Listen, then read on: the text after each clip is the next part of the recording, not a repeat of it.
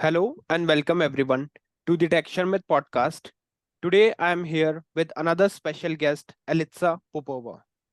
Elitsa is currently serving as a database administrator and she is known for her expertise for the mainframes and DB2 technology. Beyond her technical prowess as an active IBM advocate, she is making significant contributions to the IBM community. So, in this episode, we will discuss her professional experience and the valuable lessons she has learned throughout her career. But before we start the discussion, I'd like to thank Elitsa for joining us in this episode. And now I request you to please initiate the discussion by telling us something about yourself. Hello. First of all, thank you for inviting me to be guest on at your podcast. Right, my mainframe career started. The very beginning started in the late 80s. When I found a punch card, I was a child then. It was no one was able to explain me what that means, what that card means. So I later went ahead with my life and graduated master in arts in drawing and painting. But later in life, though, I just continued with technology because that was really what I liked. And I went to graduate computer science and software engineering. And to be honest, I've always liked fixing problems, always liked solving problems, so to say.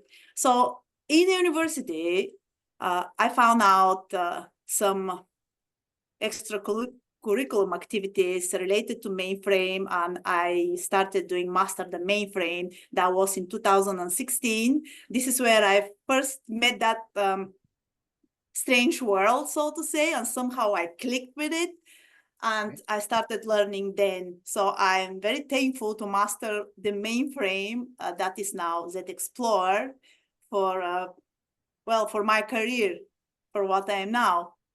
And after I completed master the mainframe, the first time I failed. The second time, though, the second year, I was on the Wall of Fame for 2017. And then I became, let me see, I got my notes here. Okay. Chair of Bedfordshire Enterprise and Mainframe Society, where we gathered students who wanted to complete master the mainframe, and I put my efforts to show them how to, because they were literally doing the same things, going into my steps. Yes. And that is the biggest satisfaction, to help students progress in mainframe. Okay. All right. So you worked as a mentor as well, right? For this technology. Okay. So yeah, can you please tell us more about your career journey? Like what led you to become mainframe operating system database administrator specifically for this profile? Like how you track your journey throughout this span of your professional life? Right. I come from a background from a full stack web developer background. Okay. And to be honest, what I really enjoyed was working on the database. So I've worked on different like MySQL and so on, and somehow that clicks with my mind. But to be honest, mainframe is completely different level. So to become a DBA, I didn't really know that I'll become a DBA. When I got my job with the mainframe company I work for now, I was a mainframer in training. Okay. And now I just landed there. I don't know. I guess I was better in database administrating. Yeah, to be honest, yeah, you never know. You just need to grasp the main contest. Okay, so yeah, we can say that it is your database skills that bring you to in this particular domain. All right. Okay. So apart from this, as you also mentioned that initially you start your career with a arts domain, right? So can you share like how you switch your career from a arts background to a computer science background, because it will help those students as well, like if someone is there who are watching this podcast and they also wanted to switch their career. So please tell us a bit about your journey, like how you switch your career from arts domain to computer science domain. Okay, the first thing you need to remember is if you get across mainframe, you need Mhm. to know if you like it or not. If you like it, go ahead. Another thing is, personally for me, I was a very like problem solving driven. Right. And when I first landed in mainframe in Z Explorer before master the mainframe, Hmm.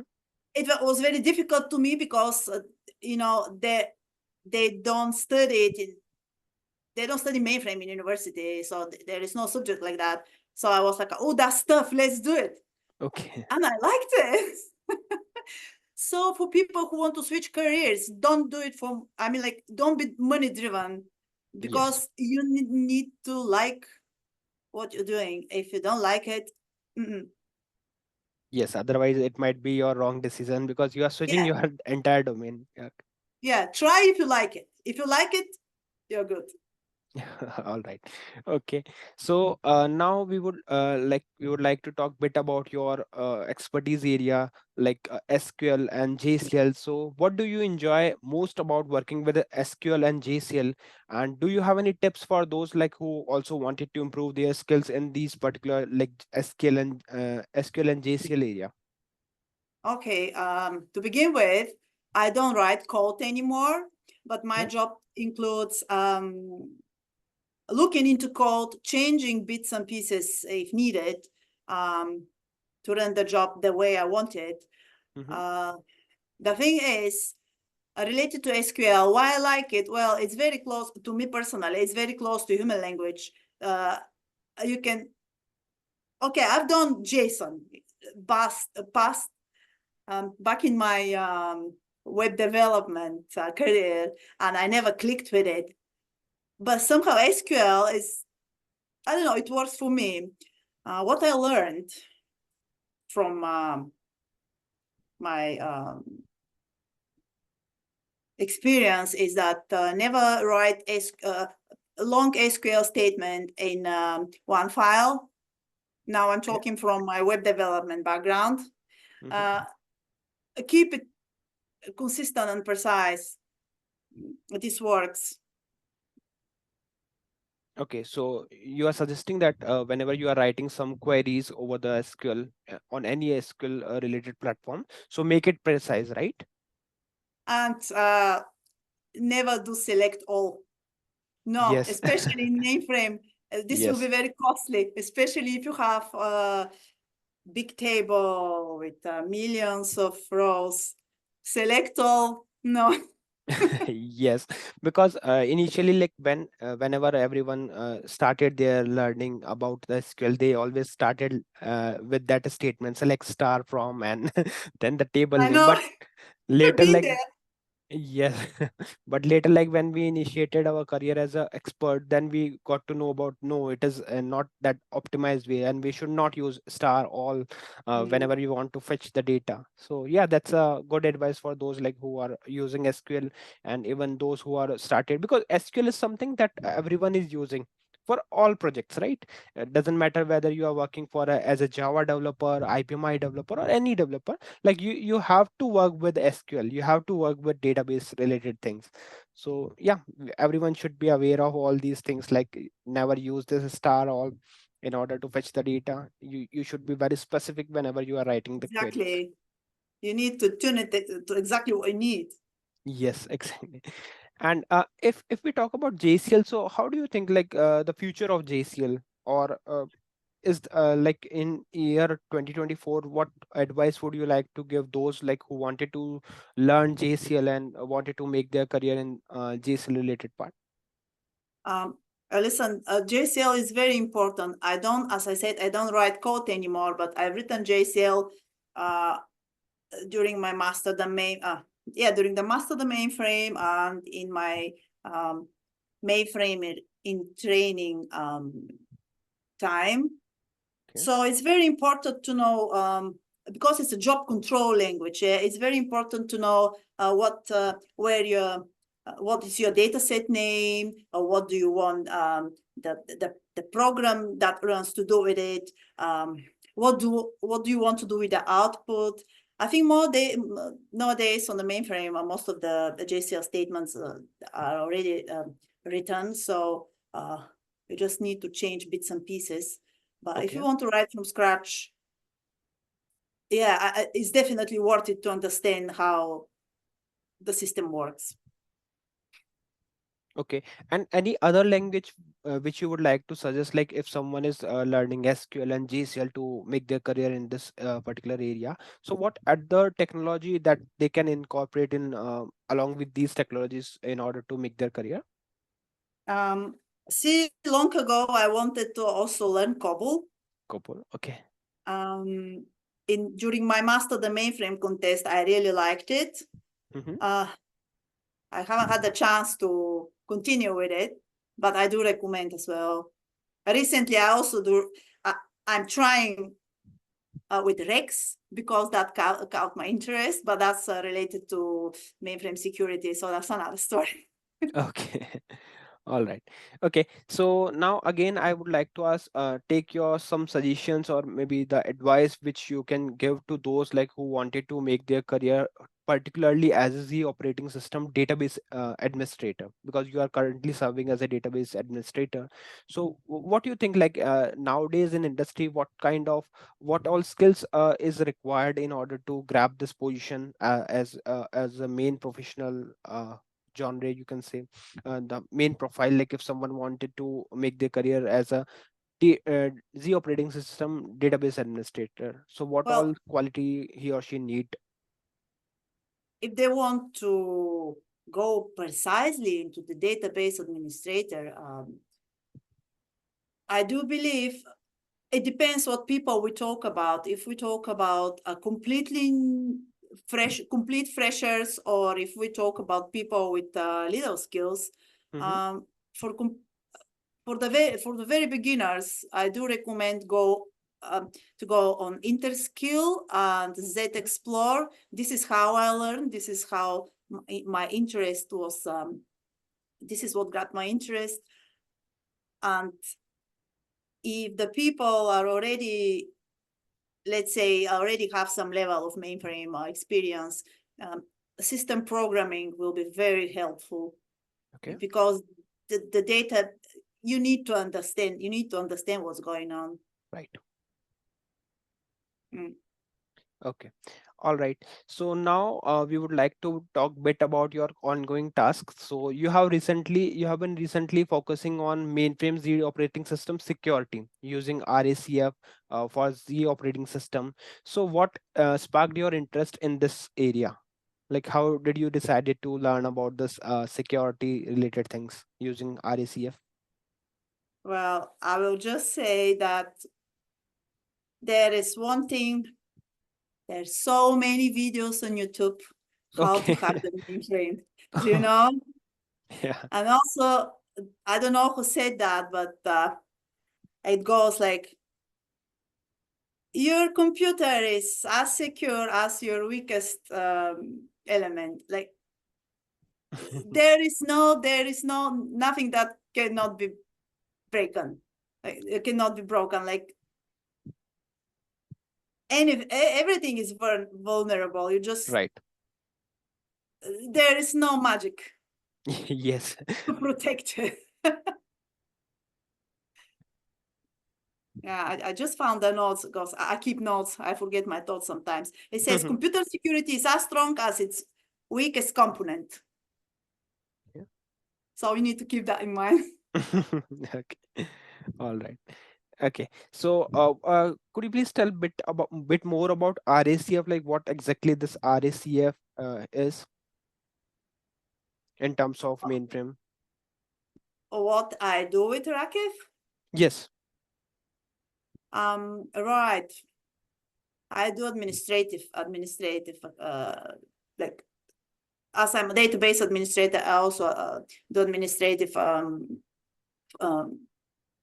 activities as well. So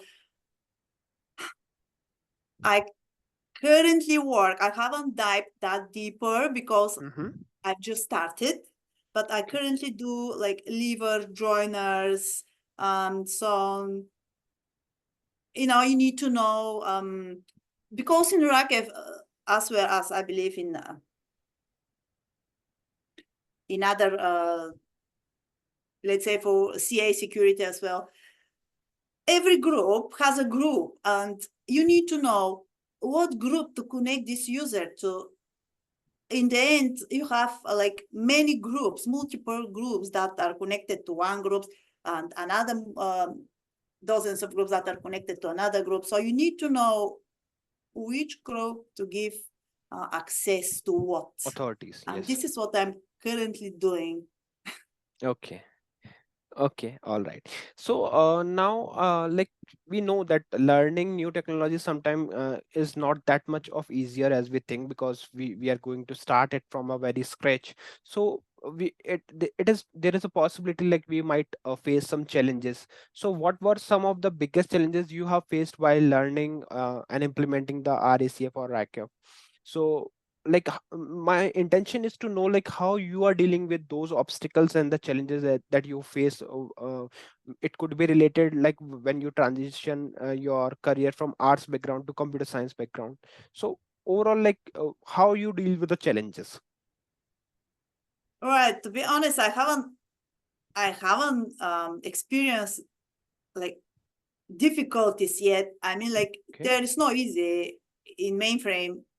You need to learn a lot. Yes. But what I currently challenged myself was rewriting a piece of code in Rex. And because I've never written Rex before, Mm-hmm. um, it was challenging, but I think I managed. Okay. So And if there is anything, you better ask your seniors, because if you make a mistake in RACF, that's not good. yes. Okay, so I think this is one of the good advice. Like if you are not sure like what to do now, and if you are Yes. like stuck somewhere, then it's better to reach out to your seniors or maybe to your colleagues in order to take Mhm. some guidance, and then accordingly you can start working, because it's not better to spend more time on the simple logic, because the thing which is hard for you might be simpler for other person, so they can like give you a pull, and then you can easily start with that process again in order to achieve your desired goal. So yeah, that's a Definitely. And good. considering I'm just 3 years, I've been working as a mainframer for Okay. just 3 years. I don't have much experience or background in the mainframe. Okay, all right. Okay, so yeah, now like we can talk bit about the managing the database, right? So like can you share like some of the best practices for managing DB2 database on Z operating system? Some of the tips that which you would like to share with all. Hmm. First of all, you need to, well, there's so many things that can be said here, Mm-hmm. but what comes on the top of my head is keep your indexing like meaningful, because Okay. the indexing helps retrieving data like Fast away. in the most proper way. Yes. And another thing is like keep the names of your data set, keep your data set with the appropriate names. For example, if you have test or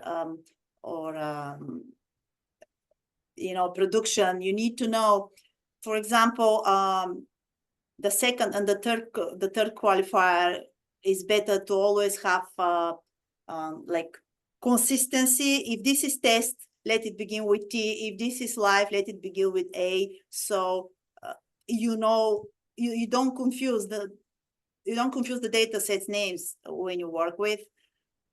What else? Like if you make changes Mm-hmm. in your table space, in your tables, anything new you add, anything, just do a reorg after that, reorganize your data.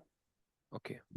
And the backup as well is very important. Yes. I remember I, I've seen people before in my web development career that lost all of their data, and that didn't feel good. Yes. Lesson learned. It wasn't me, but in the university I saw that. Yes, and it happens, and I would say that this is one of the biggest mistake. Like if you are losing your data, then it's somewhere like it's the responsibility of that person who are working on that system. So it's Wake up. always Yeah. better to keep a proper backup, and whenever you are hitting some sensitive queries like delete update, so make sure that you are intended to do this. Otherwise, like it might cause some serious issues. Yeah. Okay, and you are also like managing and prioritizing the incidents over the service requests, right? So over the service now. So how do you manage and prioritize incidents and the service request in ServiceNow platform related to your DB2 databases? Well, that the answer is already in the question. Okay. Incidents take priority, Yes. and requests they have a time span. Mm-hmm. So that's why incidents always come first to be solved. Okay. All right. So whenever there is an incident, like obviously we would give the priority to those incidents first because it Yeah. is something that is halting some task or some process, and then we have service request. Yeah. Okay. That's why it's an incident. You need to get on it straight away. Okay. All right. Any other tips like or like if we are managing some kind of process, so although you have mentioned that if there is any incident, we have to give priority to that and we have to work accordingly. And for service request, like also you are giving any kind of priority for all normal service request, or it is totally dependent It on the depends of requirement. it depends of the time. It depends of the time. Whichever comes first. Hmm. Yeah. Okay, so there is a predefined order and accordingly like we have to Yes. work. Okay. All Yeah. right. Okay, and now like if you would like to suggest some maybe the resources, it could be related to, it could be books, courses, communities that you have found most helpful while learning about the mainframe. Like few of them you have already mentioned, which is IBM Z Explore, and I think one is you mentioned as Interskill, right? So any other books, courses, or communities that you can recommend to those who are also interested to learn about these technologies? See, just before I forget, Mm-hmm. another advice to the young mainframers or anyone who need it: learn to read your errors. If you get Errors. an error, go and read it. Look in the documentation. This will make your life way easier. Okay. Yeah. And to your previous question, well, for me, what worked was Z Explore and Interskill, but there are a lot of courses as well now. There is so much information. You just need to Google it. Mm, Mm-hmm. because for me personally, I learn from hands-on. Okay. And probably that's the same with many people. Z Explore is the best that worked for me. Okay. And Learning from books. okay, and I also noticed that when someone like started their solving those challenges which is there in Z Explore, right? So there are some tasks like in which they might get stuck. Like I think there is one setup task where like they got one API related error, so like when they initially started. So is there any other course or any support system like from where they can simply reach out to expert in order to take help or guidance for the ongoing challenges? Yeah, when you start these courses, although I still believe it's the same, when you start this master the mainframe or Z Explore, they always tell you in the beginning who you can reach for support. Okay. What really helped me was the IBM community.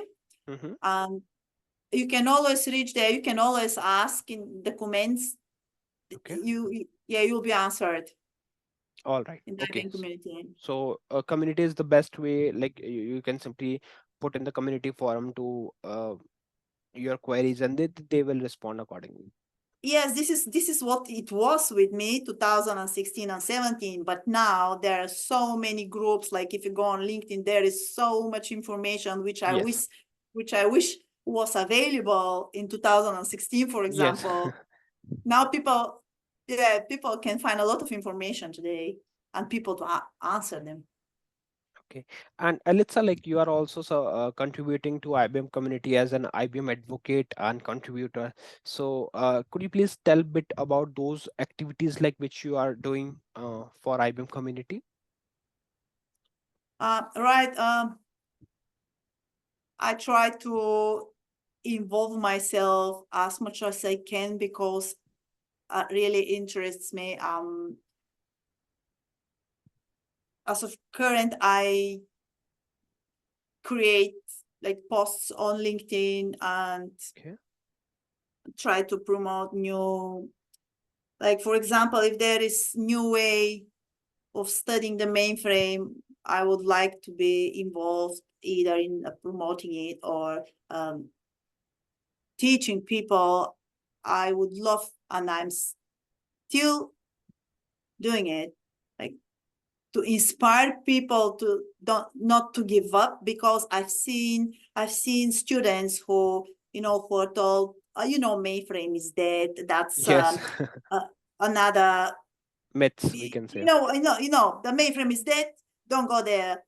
No, no, no, no. And I would like, and I do involve myself in communicating, inspiring people. You know, I also had this year I spoke on the GSC UK, the virtual one for 2024, Okay. and I I was telling people how I went from a teacher teaching drawing and painting to database administrator, and I received so many positive comments in my DM.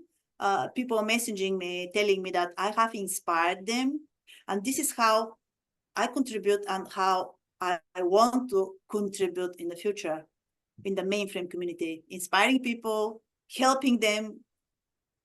I always say, if you don't know, just reach out to me, even DM me. I will find time. Okay. Yeah, yeah, you are really doing a great work. So keep doing the same thing because there are many students who need such type of inspiration and motivation in order to Or reach build their out to me career. on LinkedIn if you have a technical question and if you don't know how to solve it. I mean, like, if you're new. Yes. Yes. Okay, all right. So, like, I would like to ask my last question to you, which is related to your hobbies because you have mentioned it, and even it's your early career as well.